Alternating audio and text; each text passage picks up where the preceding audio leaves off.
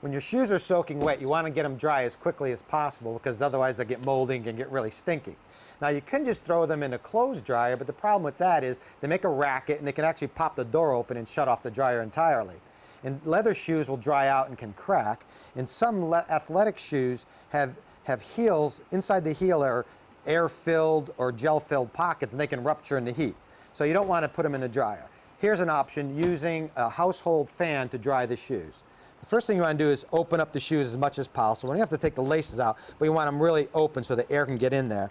Then use a pair of snips and cut off a wire hanger. Cut a piece about 6 or 7 inches long and bend a small hook on the end and then a larger hook on the other end. And now you're just going to make sure the fan is off. Just slip the hooks into the grill, just like that, hook them on, and then hang the shoes from the wire. And I also like to put a towel underneath just to catch any water that might be dripping off the shoes. And now you just want to click on the fan, and even on low, you'd be surprised with the air blowing through it continuously, these shoes will be dry in about an hour or hour and a half.